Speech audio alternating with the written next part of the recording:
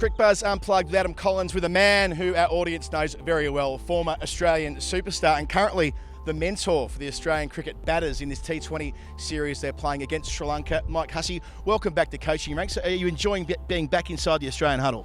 I'm actually loving it, yeah. It's a great bunch of guys. They work extremely hard. They're very passionate about playing for their country. So, yeah, to be in there is it's been a lot of fun so far. Yeah, thoroughly enjoying it. A year away from the T20 World Cup to be played in Australia. Never won the competition before. Made the final once thanks to your heroics back in 2010. But usually T20 international cricket hasn't really been on Broadway for the Australian side. There has been a change in philosophy, hasn't there? Without doubt, it's a huge carrot for this Australian team with a World Cup at home, less than 12 months away. A lot of time and energy is going in to try and, one, to build a team, but also a good strategy to hopefully win that ultimate prize. As you said, it's one trophy we haven't won. And there's plenty of games sort of leading up. I think there's over 20 games for this team to play before the World Cup. So that's great, because normally in the past it's been a one-off game here or there, and it's been really difficult to pick the right players, but also build a team and build a strategy, build some continuity in the team as well. Of course, you've been involved in the IPL from the get-go. How crucial is it that most of the guys you've got in the side at the moment are really veterans of the Indian Premier League? Yeah, well, you learn so much, I think, from those different leagues around the world, and certainly IPL is, in my view, the best T20 league in the world. So yeah, you're learning from different players from all around the world, different coaches from around the world, and bring back all that information to try and help this team.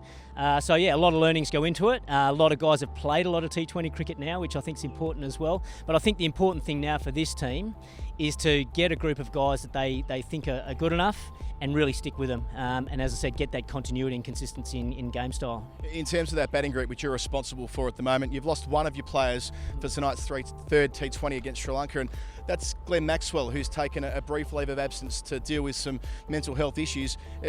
Obviously, a lot of reflections on the bravery for him stepping away, but also probably wasn't something you were expecting. I wasn't expecting it at all. He played beautifully in the first game in Adelaide, absolutely smashed the ball everywhere. He seemed bubbly around the group. He seemed fine. My discussions with him were all really positive, but this is where I don't have a great understanding about the illness side of this sort of stuff, of mental health. So obviously he's been going through some really difficult times personally, and I think he has shown great courage to have the ability to come out and say, yeah, I'm struggling with this. I want to get some help. I want to deal with it.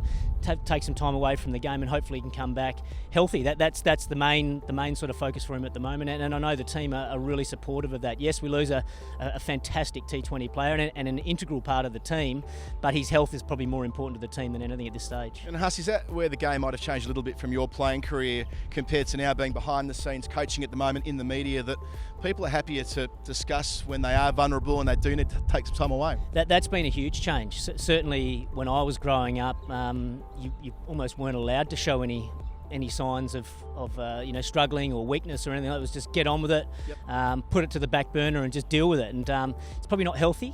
So I think it is better, but there's probably other contributing factors these days as well. I think social media plays maybe a big role in this as well, with more cases of mental health issues.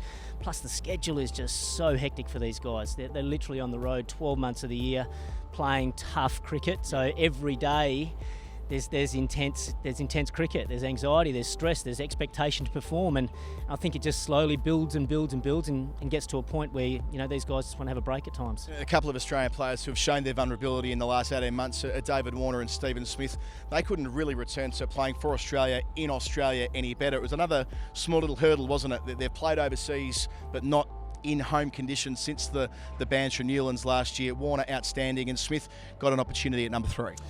Yeah, I was personally just interested to see how they were going to be received by the Australian public, but so far it's been superb. They've been really welcomed back into the Australian team, or into the inner sanctum, but also from the public side of things as well.